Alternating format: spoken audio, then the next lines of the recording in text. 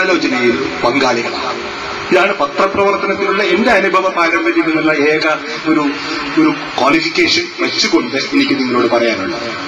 രണ്ടാമത് ഇവിടെ ശ്രീ ഗിരീഷും അതിന് മുൻപ് മറ്റു പ്രശ്നവും പറഞ്ഞ പോലെ വീണ്ടും എന്നെ സംബന്ധിച്ചിടത്തോളം ഈ ആദം കണ്ണു തുറക്കുന്നത് പോലെ കൊടുങ്ങല്ലൂരിലെ ഒരു അക്രമത്തിന്റെ മുമ്പിൽ ജനിച്ചു വീഴുന്നയാളെ പോലെ നിഷ്കളങ്കനായി കാണുകയില്ല. കാരണം ദിവസവും ഇത് കാണുകയും കേൾക്കുകയും പലപ്പോഴും അതിലൊക്കെ ഭാഗഭാക്കായി അതിനൊക്കെയുള്ള പ്രതിഷേധങ്ങളിൽ പങ്കെടുക്കുകയും ചെയ്യുന്ന ഒരു വർഷത്തിന്റെ ചരിത്രം ഉള്ളതുകൊണ്ട് ഒരു കപട നിഷ്കളങ്കത, രാഷ്ട്രീയ നിഷ്കളങ്കതയും കപടമായിട്ടുള്ള രാഷ്ട്രീയ ഒരു ആദ്യമായി ക്രിമിനലുകൾക്ക് നമ്മളുടെ ഇടയിൽ സ്ഥാനമില്ല എന്ന് പറയാണ് ഞാൻ തന്നെ ഇവിടെ പങ്കെടുത്തിട്ടുള്ള വിരോധി മൂന്നാമത്തെയോ നാലാമത്തെയോ ഒരു പ്രതിഷേധ യോഗമാണ് സഖാവ് ജോയിയുടെ അക്രമം മുതൽ. സഖാവ് ജോയി ആക്രമിച്ചപ്പോൾ തന്നെ തുടങ്ങിയ എന്റെ കൂട്ടുകാരനോട് പറഞ്ഞു ഇനി ആരെയും ആക്രമിക്കപ്പെടാമില്ല. പക്ഷേ അത് ഒരു കൊല്ലമാവുമ്പോഴേക്കും ഇത്രയിലേക്ക് വന്ന് എത്തി നിൽക്കുന്നു, പിന്നെ ആരിലേക്ക് പോകുമെന്നുള്ളതിനെ പോലും കുറിച്ചും എനിക്ക് ധാരണയില്ല.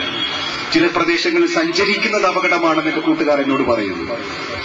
നമ്മൾ അറിയാതെ സഞ്ചരിച്ചു പോയാൽ ഇല്ലാത്ത ധീരതയുടെ പേരിൽ അഭിനന്ദിക്കുന്നു. അപ്പൊ ഇതൊക്കെ ഇത് തികച്ചും എന്നെ സംബന്ധിച്ചിടത്തോളം തികച്ചും ഭയാനകമായിട്ടുള്ള ഒരു അന്തരീക്ഷത്തിലാണ്.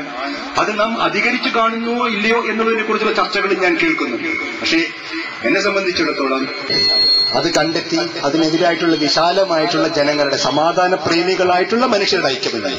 അത് രാഷ്ട്രീയ കക്ഷി നേടിയിട്ടുള്ള ഒരു പക്ഷം പിടിച്ചുകൊണ്ടുള്ള ഒരു മുന്നേറ്റവും വിജയിക്കാൻ പോകുന്നില്ല.